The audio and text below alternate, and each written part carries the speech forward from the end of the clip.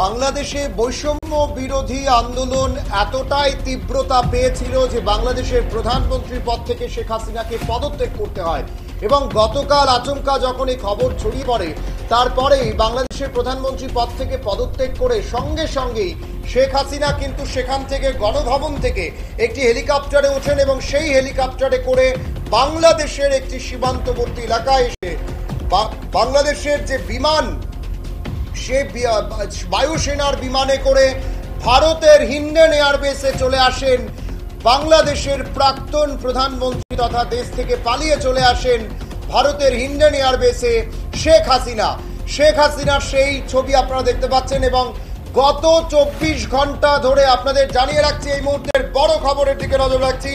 24 ঘন্টা অতিক্রান্ত হয়ে গেছে, এখনো শেখ হাসিনা রয়েছেন ভারতেই অবস্থান করছেন বাংলাদেশের প্রাক্তন প্রধানমন্ত্রী তথা আওয়ামী লীগ নেত্রী শেখ হাসিনা। লন্ডনে যাওয়ার জন্য এখনো তিনি কোনো ধরনের গ্রিন সিগন্যাল পাননি, এমনটাই কিন্তু জানা যাচ্ছে। আপনাদের জানিয়ে রাখছি 24 ঘন্টা অতিক্রান্ত হয়ে গেছে, এখনো পর্যন্ত ভারতেই রয়েছেন বাংলাদেশের প্রাক্তন প্রধানমন্ত্রী শেখ হাসিনা।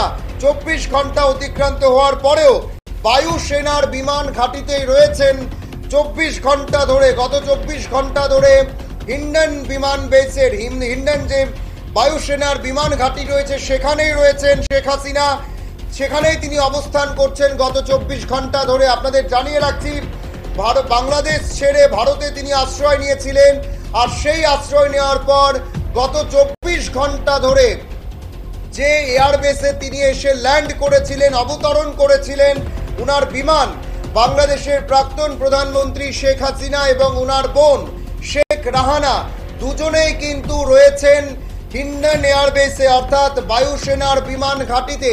গত 24 ঘন্টা ধরে সেখানেই রয়েছেন বাংলাদেশের প্রাক্তন প্রধানমন্ত্রী শেখ হাসিনা এবং উনার বোন শেখ রাহানা, দুজনকেই কিন্তু সেখানে কড়া নিরাপত্তাতে রাখা হয়েছে এবং এখনো পর্যন্ত লন্ডনে যাওয়ার জন্য কোনো ধরনের গ্রিন সিগন্যাল পাননি শেখ হাসিনা এবং উনার বোন শেখ রাহানা। আপনাদের জানিয়ে রাখছি, গত 24 ঘন্টা ধরে বায়ুসেনার বিমান ঘাঁটিতেই রয়েছেন বাংলাদেশের প্রাক্তন প্রধানমন্ত্রী শেখ হাসিনা এবং উনার বোন শেখ রাহানা।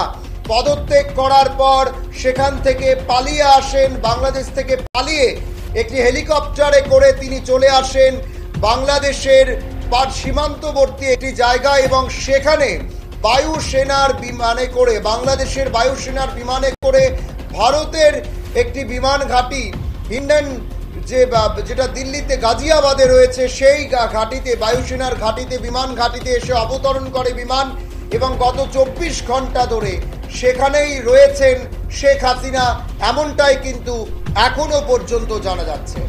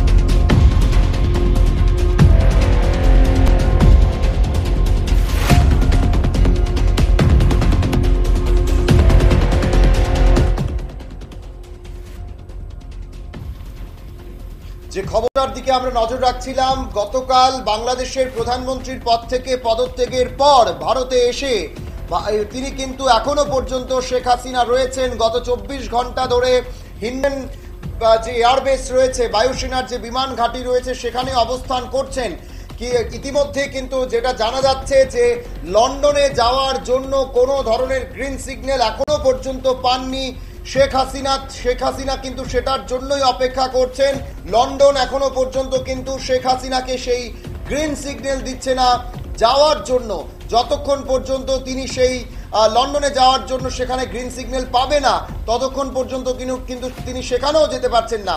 আর ভারতেও এমন কোনো নিয়ম রয়েছে কিনা যে আপৎকালীন বা সাময়িক কিছুদিনের জন্য শরণার্থী হিসেবে শেখ হাসিনা এখানে থাকতে পারেন, এ ধরনের কোনো নিয়ম রয়েছে কিনা সেটাও কিন্তু খতিয়ে দেখছে ভারত সরকার। সেদিক থেকে যতখানি নিরাপত্তা প্রয়োজন শেখ হাসিনার, সেটাও কিন্তু ভারত সরকার বা ভারতের যারা সেনা জওয়ানরা রয়েছেন তাদের পক্ষ থেকে দেওয়া হচ্ছে। এখন সময় ছোট্ট একটি বিজ্ঞাপন বিরতির, সঙ্গে থাকুন।